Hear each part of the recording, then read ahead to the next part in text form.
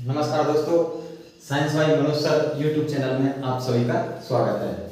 देखो बेटा, इस चैनल पर आपको कल एक वीडियो पढ़ने को मिली थी, रासायनिक अभिक्रिया और समीकरण, कक्षा 10 का जो पहला चैप्टर है रासायनिक अभिक्रिया और समीकरण, उसकी वीडियो मैंने कल एक डाल दी थी। दूसरी वीडियो जो उसका बचा हुआ पार्ट है उसे आज पढ़ेंगे हम। तो कल हमने रासायनिक अभिक्रियाओं के प्रकार पढ़े थे। कौन कौन सी अभिक्रिया के प्रकार हमने पढ़ लिए? देखो, एक पढ़ ली थी हमने, कौन सी अभिक्रिया? संयोजन अभिक्रिया।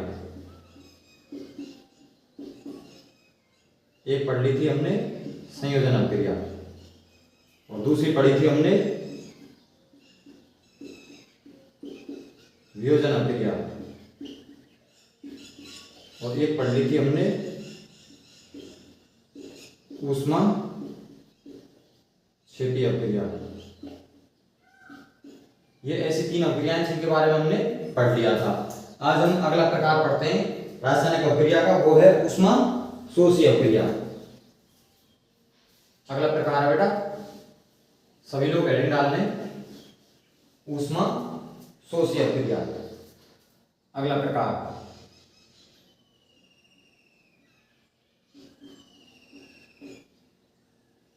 ऊष्मा शोषी अभिक्रिया।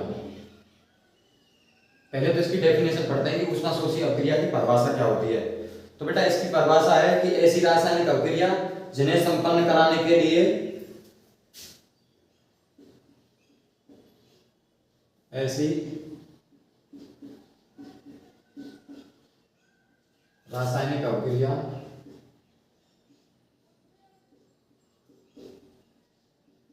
जिन्हें संपन्न कराने के लिए ऐसी रासायनिक अभिक्रिया जिन्हें संपन्न कराने के लिए बाह्य ऊर्जा, विद्युत धारा तथा सूर्य के प्रकाश की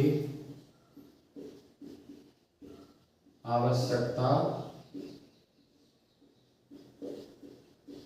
होती है। कि ऐसी रासायनिक अभिक्रिया जिन्हें संपन्न कराने के लिए बाह्य ऊर्जा का मतलब कि हम बाहर से किसी भी पदार्थ के लिए ऊर्जा दे रहे हैं, बाह्य ऊर्जा, विद्युत धारा, या फिर कोई भी पदार्थ है उसका विलयन उसमें विद्युत धारा प्रवाहित कर रहे हैं। तीसरा है कि सूर्य के प्रकाश, या फिर सूर्य के प्रकाश से हम उसमें ऊष्मा दे रहे हैं। तो ऐसी रासायनिक अभिक्रिया जिन्हें संपन्न कराने के लिए बाह्य ऊर्जा, विद्युत धारा तथा सूर्य के प्रकाश की आवश्यकता होती है, ऊष्मा शोषी अभिक्रिया कहलाती है। ऊष्मा शोषी अभिक्रिया कहलाती है। तो बेटा देखो, ऊष्मा शोषी अभिक्रिया की परिभाषा हमने लिख दी है। अब इसकी ऐसी रासायनिक अभिक्रिया देखते हैं कि कौन कौन सी अभिक्रियाएं ऊष्मा शोषी अभिक्रियाएं हैं। तो एग्जांपल लिखते हैं। सबसे पहली अभिक्रिया है CaCO3। जब इसे गर्म करते हैं तो ये किस किस में टूटता है? CaO plus CO2। जब कैल्शियम कार्बोनेट को गर्म किया जाता है तो यह कैल्शियम ऑक्साइड और कार्बन डाइऑक्साइड में टूटता है। CaCO3 का रासायनिक नाम क्या है? Calcium carbonate. और CaO का नाम क्या है? Calcium oxide.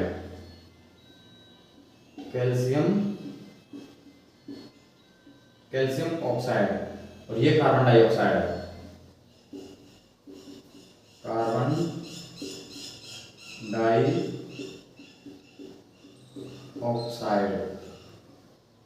इस कैल्शियम जो ऑक्साइड है इसका एक नाम और है, इसको बोलते हैं बिना भुजा चूना। इसका एक नाम और है बिना भुजा चूना। जब कैल्शियम कार्बोनेट को गर्म किया जाता है, बाह्य ऊर्जा दे रहे हैं नहीं दे रहे हैं गर्म करने के लिए, या फिर प्रकाश की उपस्थिति, सूर्य के प्रकाश की, या फिर इसे गर्म कर रहे हैं, या तो गर्म कर रहे हैं या फिर सूर्य के प्रकाश की उपस्थिति में रख रहे हैं, या फिर ताप प्रदान कर रहे हैं। तो ये किस किस में टूटता है? कैल्शियम ऑक्साइड और कार्बन डाइऑक्साइड में। तो ये अभिक्रिया कौन सी हुई? ऊष्मा शोषी अभिक्रिया। एक उदाहरण और देखते हैं, एक उदाहरण और देखते हैं कि जब लेड नाइट्रेट के विलयन को गर्म किया जाता है, लेड नाइट्रेट PbNO3 का वोल्ट वाइज, इसको क्या कर रहे हैं बेटा? गर्म कर रहे हैं या फिर ताप दे रहे हैं। तो किस किस में टूटता है? Lead oxide. देखो जब लेड नाइट्रेट के विलयन को गर्म किया जाता है तो ये लेड ऑक्साइड PbO तथा नाइट्रोजन डाइऑक्साइड NO2 तथा लेड ऑक्साइड NO2 तथा ऑक्सीजन गैस, ये इन तीनों उत्पादों के रूप में टूटता है। जब लेड नाइट्रेट के विलयन को गर्म किया जाता है, ताप दी जाती है, तो लेड ऑक्साइड नाइट्रोजन डाइऑक्साइड तथा ऑक्सीजन में टूटता है। तो इसका नाम क्या है? रासायनिक नाम लेड नाइट्रेट। इसका नाम हो जाएगा लेड ऑक्साइड,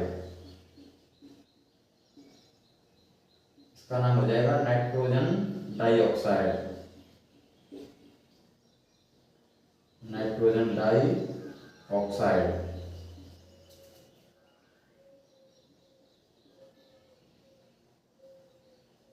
नाइट्रोजन डाइऑक्साइड। देखो बेटा ये दोनों जो अभिक्रियाएं हैं ये किसका उदाहरण है? ऊष्मा शोषी अभिक्रिया के। कैल्शियम कार्बोनेट को गर्म किया जाता है तो कैल्शियम ऑक्साइड तथा CO2 प्राप्त होता है। जब लेड नाइट्रेट को गर्म किया जाता है, ताप दी जाती है, ऊष्मा दी जाती है, तो ये लेड ऑक्साइड PbO तथा NO2 नाइट्रोजन डाइऑक्साइड और ऑक्सीजन में टूटता है। तो चलो इनको नोट कर लो। अगली अभिक्रिया लिखते हैं विस्थापन अभिक्रिया। अगली अभिक्रिया लिखते हैं विस्थापन अभिक्रिया।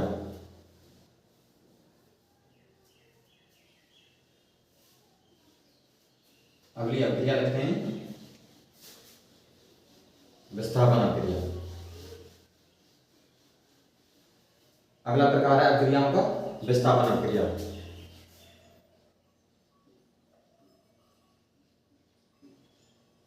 विस्थापन अभिक्रिया। विस्थापन अभिक्रिया, इसकी परिभाषा देखते हैं कि जब ऐसी अभिक्रिया जिसमें अधिक क्रियाशील तत्व कम क्रियाशील तत्व को उसके यौगिक से विस्थापित कर देता है, तो ये कौन सी अभिक्रिया कहलाती है? विस्थापन अभिक्रिया। इसकी डेफिनेशन लिखते हैं, वह अभिक्रिया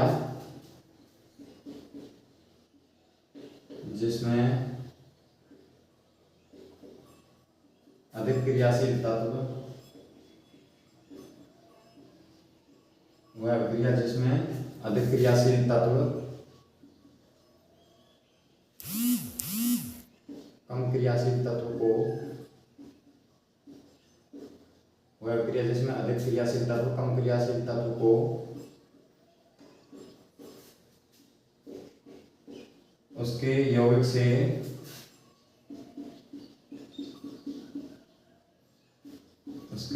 से विस्थापित कर देता है।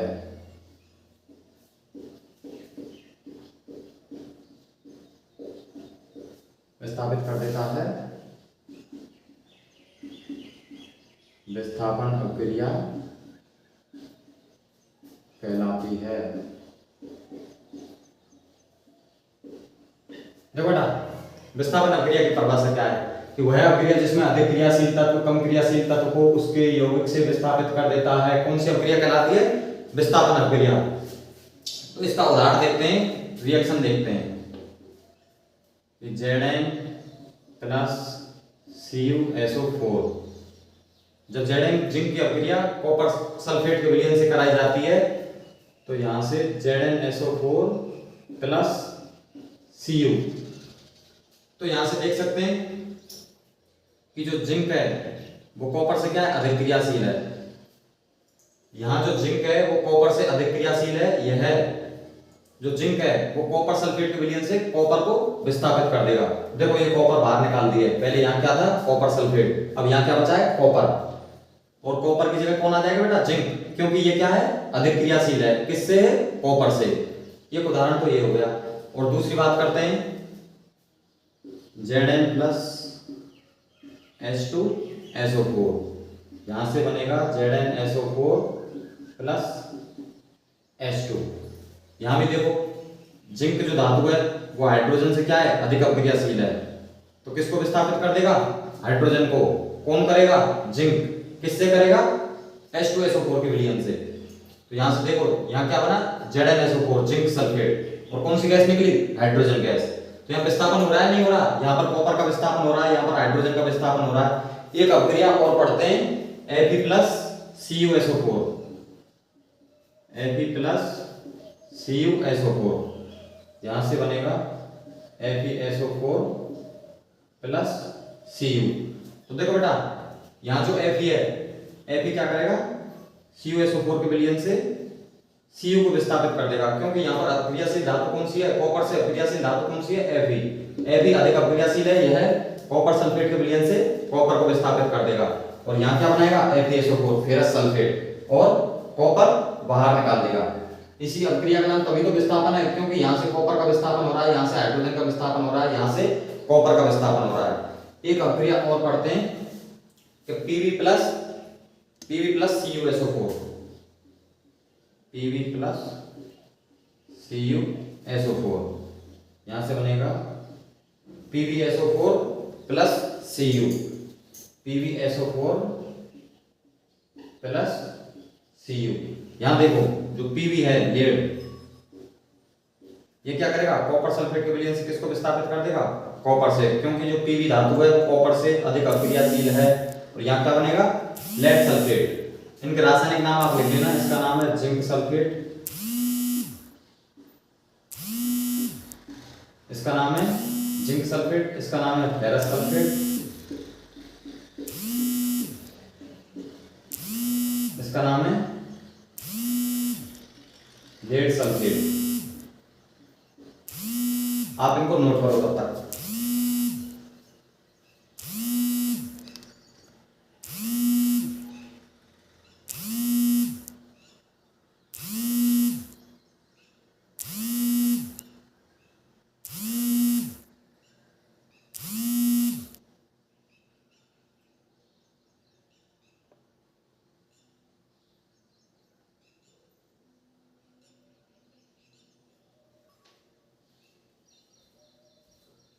हाँ तो अच्छा, आप इसमें आपने नोट कर लिया होगा इनको, पहले कम दिख रहा था अब पूरा दिख रहा होगा।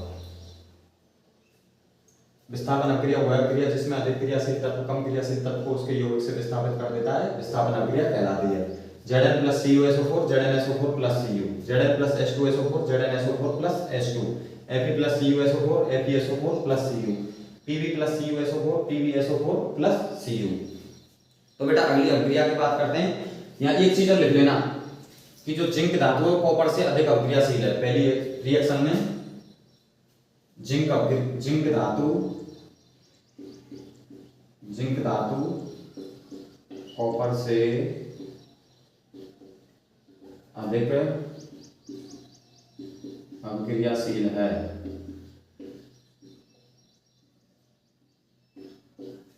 देखो यहाँ पर कौन सी अपक्रियाशील है, जिंक किससे, कॉपर से। यहाँ पर भी जिंक अधिक अपक्रियाशील है किससे, H2 से। यहाँ पर Fe अधिक क्रियाशील है किससे, Cu से। यहाँ पर Pb अधिक अपक्रियाशील है किससे, Cu से।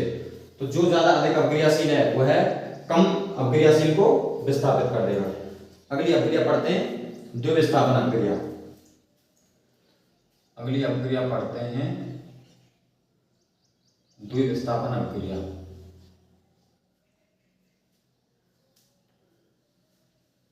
अगली अपक्रिया पढ़ते हैं द्विविस्थापन अपक्रिया।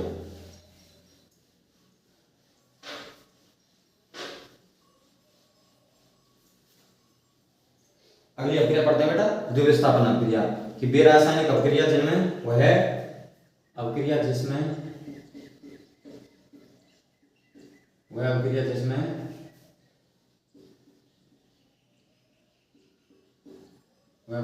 धातुओं के मध्य आयनों का आदान प्रदान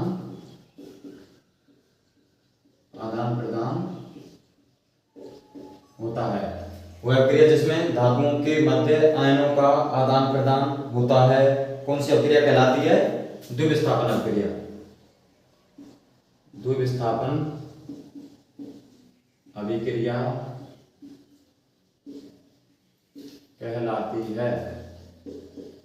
कौन सी अपक्रिया कहलाती है? द्विविस्थापन अपक्रिया। इसका उदाहरण देखते हैं द्विविस्थापन अपक्रिया का। Na2SO4। देखो बेटा एक बार दोबारा परिभाषा देखते हैं कि वह क्रिया जिसमें धातुओं के मध्य किसका आदान प्रदान होता है? आयनों का आदान प्रदान होता है कौन सी अपक्रिया कहलाती है? द्विविस्थापन अपक्रिया। इसकी रिएक्शन देखते हैं कि जब Na2SO4 का रासायनिक नाम क्या है? Sodium sulphate. जब सोडियम सल्फेट की अपक्रिया बेरियम क्लोराइड BaCl2 से कराई जाती है तो देखो बेटा ये धातु है Na, इस पे कौन सा आवेश है? प्लस चार्ज है। इस पे कौन सा है? माइनस। यहाँ Ba पे क्या है? प्लस और Cl2 पे क्या है? माइनस। तो देखो यहां से क्या बनेगा? एक तो बनेगा BaSO4 प्लस किसके साथ जाएगा? माइनस के साथ। यहां से बनेगा एक तो BaSO4 और दूसरा बनेगा NaCl सोडियम क्लोराइड NaCl। तो देखो यहाँ पर इस अपक्रिया में आयनों का विस्थापन हो रहा है नहीं हो रहा? आयनों का आदान प्रदान प्लस आवेश माइनस के साथ और माइनस आवेश प्लस के साथ। हमने यही लिखा है इस रिएक्शन में कि वह अपक्रिया जिसमें धातुओं के मध्य आयनों का आदान प्रदान होता है। प्लस और माइनस ये आयन होते हैं नहीं होते हैं? होते हैं। तो देखो यहाँ आयनों का आदान प्रदान हो रहा है, यहाँ प्लस किसके साथ जा रहा है? दूसरे माइनस के साथ, और दूसरा प्लस किसके साथ जा रहा है? पहले वाले माइनस के साथ। तो यहाँ से क्या बना है? BaSO4 और NaCl। इसका रासायनिक नाम है बेरियम सल्फेट। इसका नाम है सोडियम क्लोराइड। इसका नाम है सोडियम क्लोराइड। इसका नाम है बेरियम सल्फेट। इसका नाम है बेरियम क्लोराइड। इसका नाम है बेरियम क्लोराइड और इसका नाम है सोडियम सल्फेट।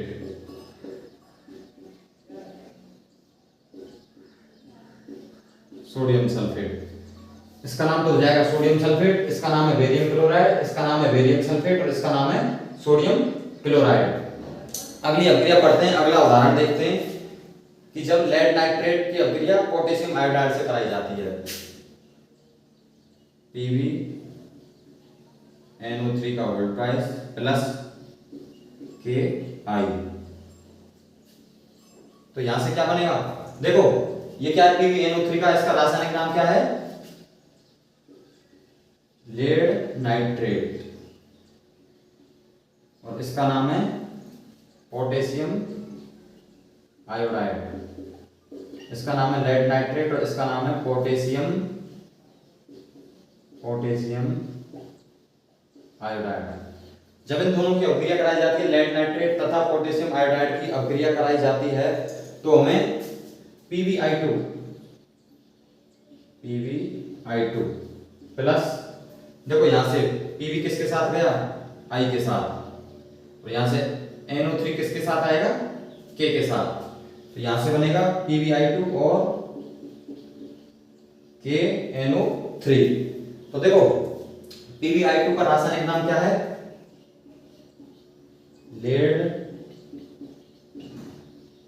आयोडाइड और इसका नाम है पोटेशियम नाइट्रेट।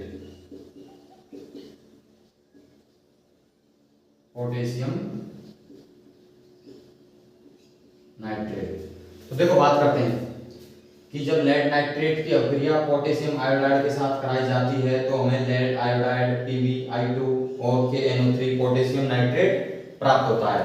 यहां देखो K पे कौन सा आवेश है? प्लस आवेश। I पे कौन सा है? माइनस। यहाँ पर Pb पे कौन सा है? प्लस। और यहाँ NO3 पे क्या है? माइनस। तो देखो बेटा ये जो प्लस वाला है दूसरे वाले माइनस के साथ जाएगा और ये पहले दूसरे वाला जो प्लस है वो पहले वाले माइनस के पास आएगा। तो यहाँ आयनों का आदान प्रदान हो रहा है कि नहीं हो रहा? प्लस आवेश माइनस आवेश के साथ, दूसरा प्लस आवेश पहले वाले माइनस आवेश के साथ। तो यहाँ बनना है लेड आयोडाइड और दूसरा बनना है पोटेशियम नाइट्रेट। तो ये कौन सी अपक्रिया हो गई? द्विविस्थापन अपक्रिया। अब हम अगली अपक्रिया पढ़ते हैं। अगली अपक्रिया का नाम है अवक्षेपण अपक्रिया। यहां तक सभी नोट कर लें। अगली अपक्रिया पढ़ते हैं, अवक्षेपण अपक्रिया।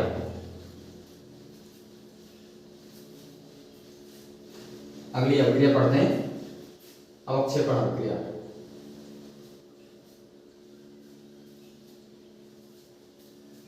अगली अपक्रिया है अवक्षेपण अपक्रिया।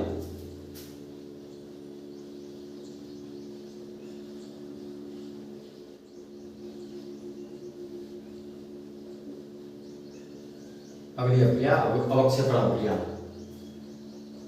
इसमें लिखेंगे, इसकी डेफिनेशन है। देखो सबसे पहले अवक्षेप की बात करते हैं, तो अवक्षेप क्या होता है? अवक्षेप जैसे कोई भी रासायनिक अपक्रिया हो रही है, यदि उसमें कोई पदार्थ जो कि घुल नहीं रहा है, अघुलनशील, घुल नहीं रहा है, जो पदार्थ घुलेगा नहीं उसको क्या बोलेंगे? अघुलनशील। अघुलनशील, जो पदार्थ घुल नहीं रहा है, अघुलनशील पदार्थ को क्या कहते हैं? अवक्षेप। और इसकी साइड में कोष्टक में लगाते हैं तीर का निशान नीचे की साइड। नीचे की साइड क्यों लगाने? क्योंकि ये जमा हुआ है, नीचे बैठा हुआ है, ये है घुल नहीं रहा है।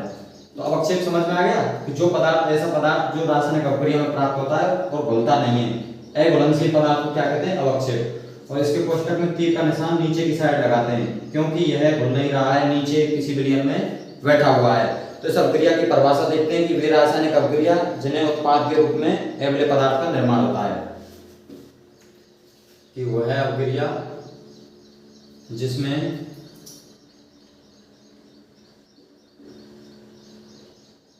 अम्लीय पदार्थ, वह अपक्रिया जिसमें अम्लीय पदार्थ या अघुलनशील पदार्थ का निर्माण होता है। वह अपक्रिया जिसमें अम्लीय पदार्थ है, अघुलनशील पदार्थ का निर्माण होता है, कौन सी अपक्रिया कहलाती है? अवक्षेपण अभिक्रिया। अवक्षेपण अभिक्रिया कहलाती है। कि वह क्रिया जिसमें अम्लीय पदार्थ है, अघुलनशील पदार्थ का निर्माण होता है। अम्लीय पदार्थ के कोष्टक में लिख लेना, अघुलनशील पदार्थ का निर्माण होता है, अवक्षेपण अभिक्रिया कहलाती है। अब इसकी रिएक्शन देखते हैं, इसकी रिएक्शन देखते हैं।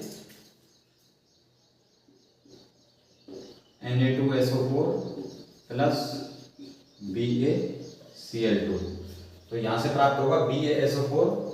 अभी जो रिएक्शन लिखी थी वही रिएक्शन है, BaSO4 plus NaCl।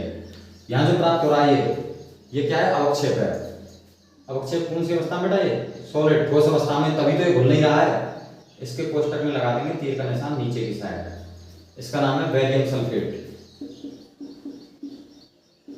Barium sulphate का श्वेत अवक्षेप कौन से कलर का है? सफेद कलर का श्वेत अवक्षेप।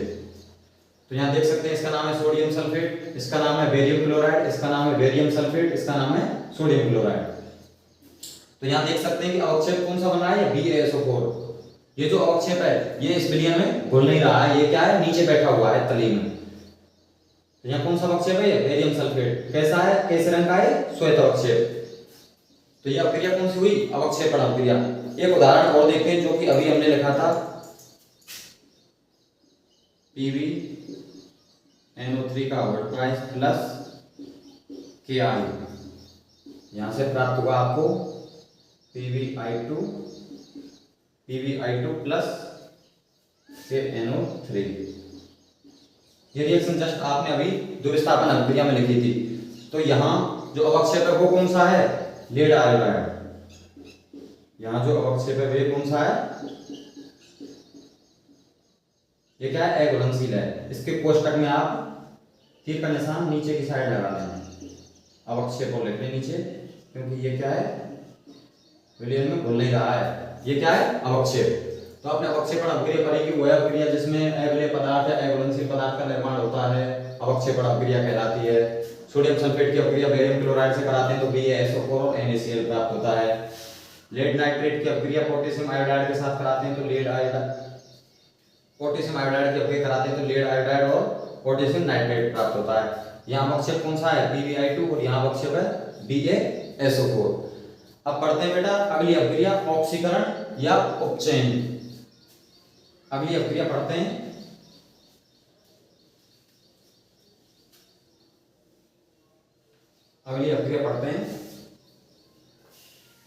ऑक्सीकरण या उपचयन अभिक्रिया।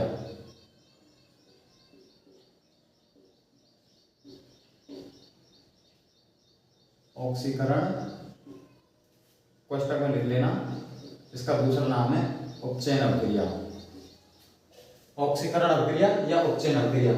ऑक्सीकरण या उपचयन अभिक्रिया की डेफिनेशन क्या होती है कि वे रासायनिक अभिक्रिया जिनमें या वह रासायनिक अभिक्रिया जिसमें O2 की वृद्धि या हाइड्रोजन की कमी हो, कि वह अभिक्रिया जिसमें O2 की वृद्धि तथा हाइड्रोजन की कमी हो, क्या कहलाती हो ऑक्सीकरण अभिक्रिया या उपचयन अभिक्रिया। उपचयन अभिक्रिया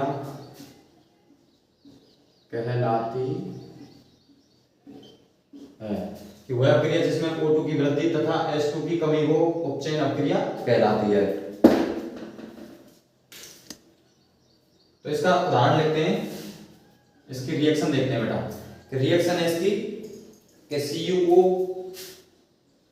Cu प्लस O2 जब कॉपर की अभिक्रिया ऑक्सीजन से कराई जाती है तो यहां प्राप्त होता है CuO।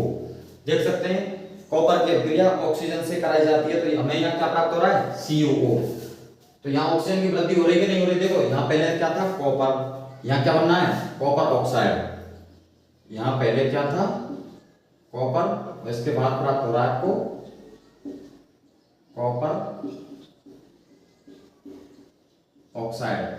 तो देखो यहाँ पहले ऑक्सीजन नहीं थी लेकिन बाद में ऑक्सीजन आ गई, तो ऑक्सीजन की मात्रा में वृद्धि हुई या नहीं हुई। यहाँ एक भी ऑक्सीजन नहीं है और यहाँ एक ऑक्सीजन इसके साथ आ गया तो ऑक्सीजन की संख्या में वृद्धि हुई है। तो ये कौन सी अभिक्रिया है उपचयन अभिक्रिया, ऑक्सीकरण अभिक्रिया। दूसरा उदाहरण देखते हैं C प्लस O2, यहाँ प्राप्त हो रहा है CO2। तो देखो यहाँ पहले कार्बन था उसके बाद इसकी अभिक्रिया ऑक्सीजन से कराई तो यहाँ ऑक्सीजन की मात्रा में वृद्धि हुई या नहीं हुई। यहाँ पहले ऑक्सीजन नहीं था कार्बन के साथ लेकिन अब ऑक्सीजन है, तो कौन सी अभिक्रिया का उदाहरण है ये उपचयन अभिक्रिया का। ऑक्सीजन की मात्रा में या तो वृद्धि हो या हाइड्रोजन की कमी हो, तो ऐसी अभिक्रिया कौन सी कहलाती है ऑक्सीकरण अभिक्रिया। इस अभिक्रिया को पढ़ने के बाद दूसरी अभिक्रिया पढ़ते हैं अपचयन अभिक्रिया। दूसरी अभिक्रिया पढ़ते हैं अपचयन अभिक्रिया।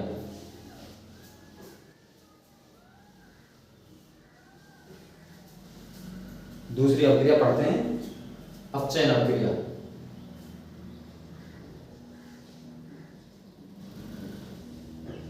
अपचयन अभिक्रिया इसमें लिखते हैं कि वह अभिक्रिया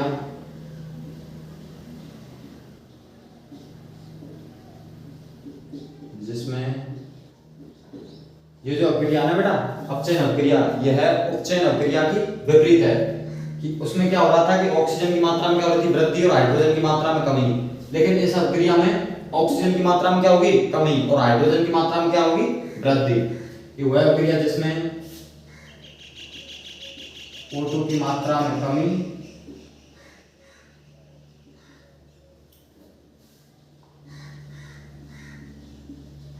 तथा हाइड्रोजन की संख्या में वृद्धि। संख्या कर लेना यहाँ पर O2 की संख्या में कमी तथा हाइड्रोजन की संख्या में वृद्धि होती है। कौन सी अभिक्रिया कहलाती है अपचयन अभिक्रिया। अपचयन अभिक्रिया कहलाती है कि वह अभिक्रिया जिसमें O2 की संख्या में कमी तथा हाइड्रोजन की संख्या में वृद्धि होती है अपचयन अभिक्रिया कहलाती है। इससे जस्ट पहले आपने पढ़ा था कि उपचयन अभिक्रिया, वो इसकी जस्ट विपरीत है जैसे उसमें क्या था, O2 की संख्या में क्या हो रही थी, वृद्धि, यहाँ O2 की संख्या में क्या हो रही है, कमी। वहां H2 की संख्या में क्या हो रही थी, कमी, और यहाँ H2 की संख्या में क्या हो रही है, वृद्धि। तो इसका उदाहरण देखते हैं हम अपचयन अभिक्रिया का।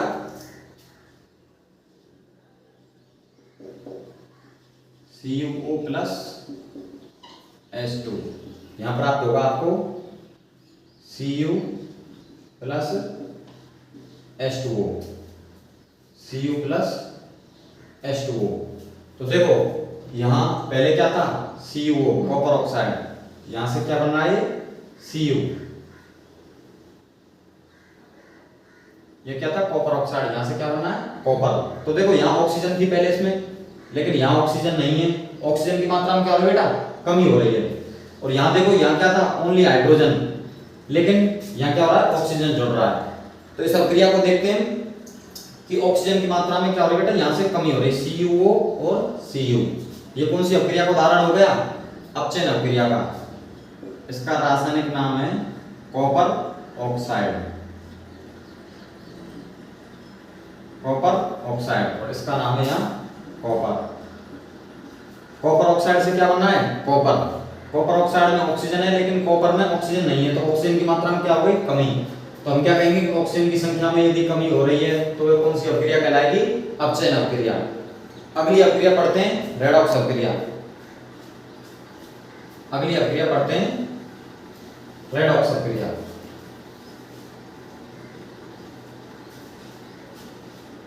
अगली अभिक्रिया पढ़ते हैं, रेडॉक्स अभिक्रिया।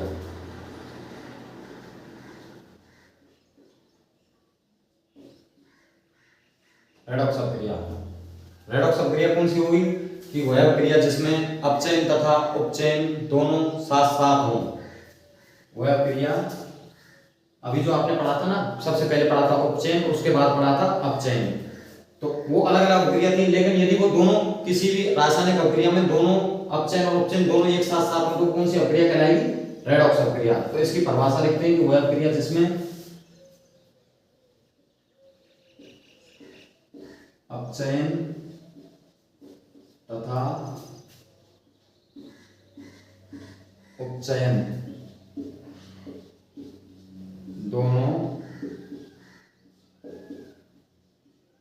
साथ साथ हों, कि वह अभिक्रिया जिसमें अपचयन तथा उपचयन दोनों साथ साथ हों, रेडॉक्स अभिक्रिया कहलाती है, रेडॉक्स अभिक्रिया कहलाती है। तो इस अभिक्रिया की परिभाषा बेटा कि वह अभिक्रिया जिसमें अपचयन तथा उपचयन दोनों साथ साथ हों, रेडॉक्स अभिक्रिया कहलाती है। इससे पहले जो दोनों अभिक्रिया पढ़ी थी वो क्या है, अपचयन उपचयन क्या था बेटा, अलग अलग। तो इसका उदाहरण देखते हैं, इसका रिएक्शन देखते हैं, जिंक ऑक्साइड प्लस कार्बन। जब जिंक ऑक्साइड की अभिक्रिया कार्बन से कराई जाती है तो यहां प्राप्त होता है Zn plus CO, Zn plus CO, CO। तो देखो यहां क्या था, जिंक ऑक्साइड, जिंक ऑक्साइड से क्या बनना है, जिंक, और यहां कार्बन से क्या बनना है, CO, कार्बन मोनोऑक्साइड। C से क्या बनना है, CO, और ZnO से क्या बनना है, Zn। तो देखो यहाँ पहले अभिकारक में ZnO से क्या बनना है, जिंक, मतलब ऑक्सीजन की मात्रा में क्या हो रही है यहाँ पर, कमी। यदि ऑक्सीजन की, यदि मैंने अभी थोड़ी देर पहले बताया था कि यदि ऑक्सीजन की मात्रा में कमी हो तो कौन सी अभिक्रिया होती है, वो अपचयन अभिक्रिया। जब ऑक्सीजन की मात्रा में क्या हो बेटा, कमी, तो कौन सी होगी, अपचयन अभिक्रिया। तो यहां तो हो जाएगा अपचयन अभिक्रिया। और यहां जो मैंने बताया था, देखो इसमें क्या हो रही है, ऑक्सीजन की मात्रा में वृद्धि। यदि ऑक्सीजन की मात्रा में वृद्धि हो और हाइड्रोजन की मात्रा में कमी हो तो वो कौन सी कहलाती है, उपचयन अभिक्रिया,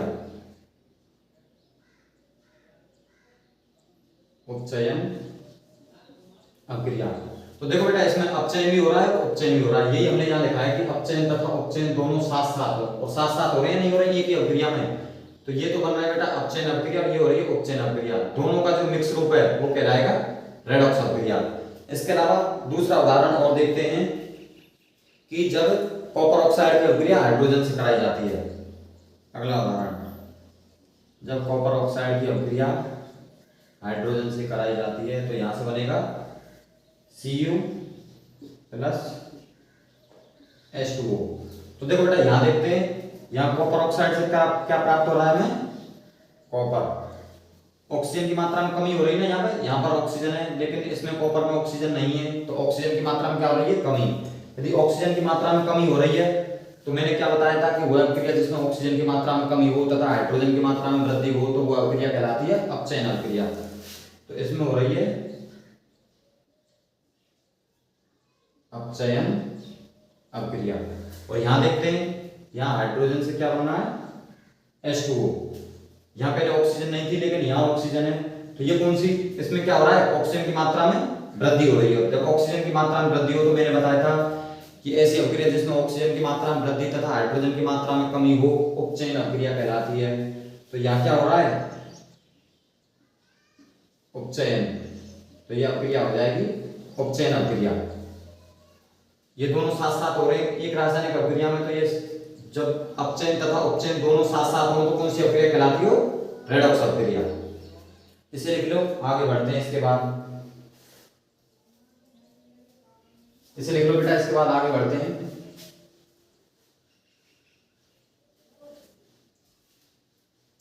इसके बाद अगला टॉपिक है आपका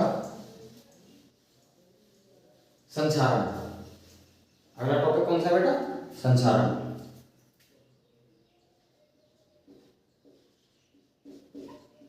अगला टॉपिक है आपका संचारण। संचारण क्या होता है, चलो इसे देखते हैं कि संचारण होता क्या है। कि जब कोई धातु अम्ल या आर्द्रता के संपर्क में आ जाती है या फिर वायु की उपस्थिति में आ जाती है तो क्या होता है बेटा, संचारित होने लगती है, क्षयित होने लगती है। तो संचारण की परिभाषा है कि जब कोई धातु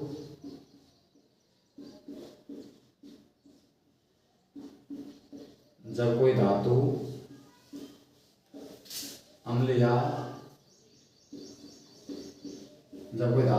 आर्द्रता के संपर्क में आ जाती है तो वह संसारित या क्षयित होने लगती है।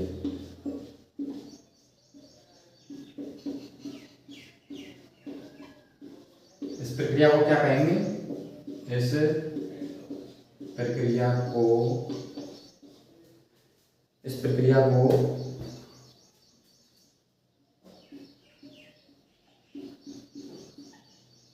संचारण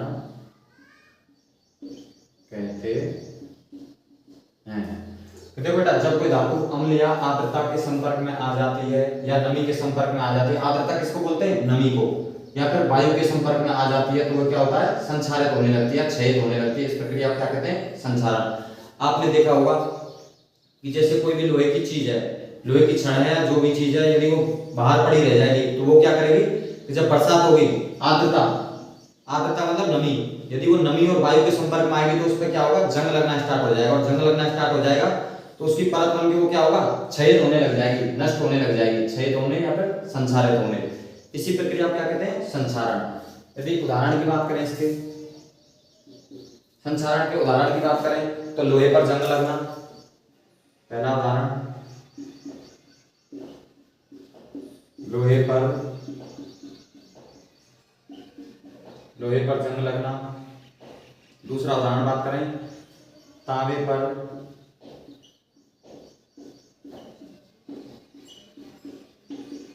पर हरे रंग की परत जमना।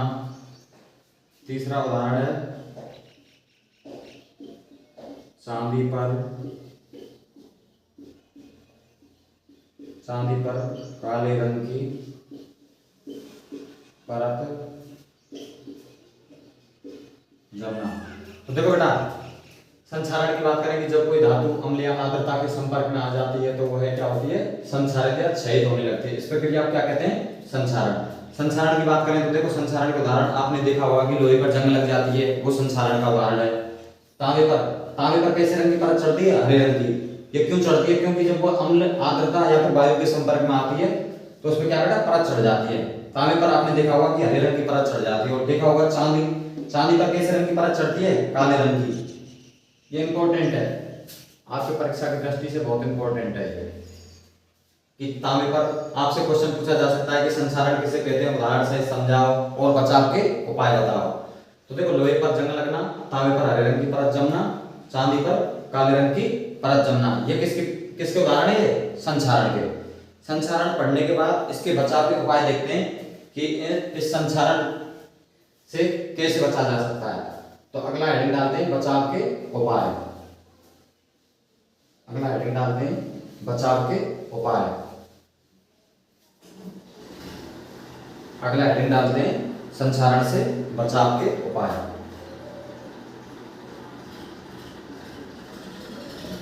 संक्षारण से बचाव के उपाय। संक्षारण से बचाव के उपाय अगला हेडिंग डालते हैं कि ऐसे कौन कौन से उपाय हैं जिनके द्वारा संक्षारण से बचा जा सकता है। तो पहला उदाहरण है पेंट या पॉलिश करके। क्या करके? पेंट या पॉलिश करके। आपने देखा होगा कि जो भी लोहे की जैसी धातुओं की जो भी हमारे पास जो भी उपकरण है घर में, हम उन पे क्या करते हैं बेटा? पेंट करते हैं। वो किस लिए करते हैं? ताकि वो गले नहीं, संक्षारित नहीं हो। इस वजह से उस पे क्या करते हैं? पेंट या पॉलिश। पेंट या पॉलिश करने से क्या होगा कि जो धातु की सतह है वो क्या बेटा पेंट से ढक जाएगी और वो वायु और आर्द्रता के संपर्क में नहीं आ पाएगी, क्योंकि उस पर हमने क्या कर दिया है? पेंट या पॉलिश कर दिया है। जब वो वायु और नमी या आर्द्रता के संपर्क में नहीं आएगी तो क्या होगा बेटा? वो संक्षारित नहीं होगी, गलेगी नहीं। दूसरा उदाहरण की बात करते हैं कि आपने देखा होगा धातुओं पर ग्रीस लगाकर, जब धातुओं पर ग्रीस लगा दिया जाता है तो उसकी क्या बेटा? धातुओं की सतह ढक जाएगी ग्रीस से। जब धातुओं की सतह ग्रीस से ढक जाएगी तो फिर वह अम्ल आर्द्रता और वायु के संपर्क में इतनी जल्दी नहीं आ पाएगी, और जब संपर्क में नहीं आ पाएगी तो बेटा वो क्या होगा? धातु संक्षारित नहीं होगी। तीसरा उदाहरण की बात करते हैं यशब लेपन करके।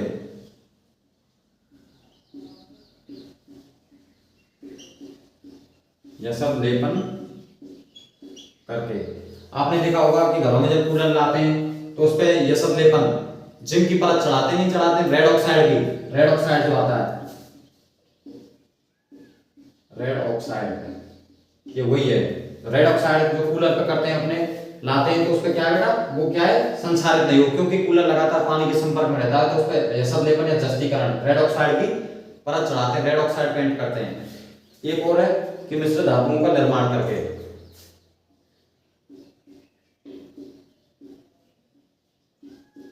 मिश्र धातुओं का निर्माण करके। मिश्र धातुओं का निर्माण करके। ये चार उपाय बेटा संक्षारण से बचाव के कि पेंट या पॉलिश करके, धातुओं पर ग्रीस लगाकर, ये सब लेपन करके, मिश्र धातुओं का निर्माण करके। यदि हम इन चारों उपायों को काम में लेंगे तो धातुओं को संक्षारित होने से बचा सकते हैं। इस टॉपिक को पढ़ने के बाद अगला टॉपिक है विकृति गंधता। अब देखो बेटा विकृति गंधता के बारे में बात करते हैं कि विकृति गंधता होती क्या है। अगला टॉपिक है विकृति गंधता। अगला टॉपिक होगा आपका विकृति गंधता। सबसे पहले बात करते हैं कि विकृत गंधता होता क्या है। आपने देखा होगा कि आपके घरों में कुछ सामग्री खराब हो जाती है, खाने पीने की जो सामग्री जल्दी खराब हो जाती है। वो क्यों हो जाती है बेटा?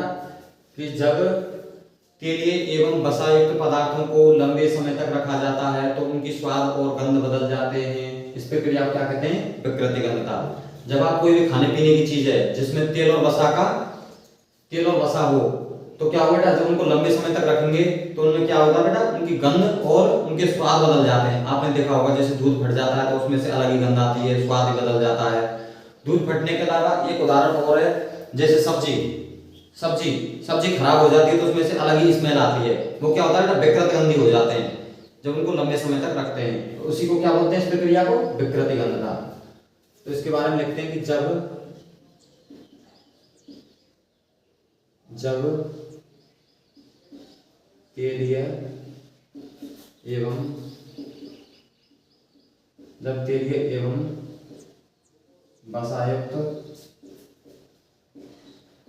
जब तेलीय एवं वसायुक्त पदार्थों को लंबे समय तक रखा जाता है तो वे कैसे हो जाते हैं बेटा, तो वे जब तेलीय एवं वसायुक्त पदार्थों को लंबे समय तक रखा जाता है तो वे विकृत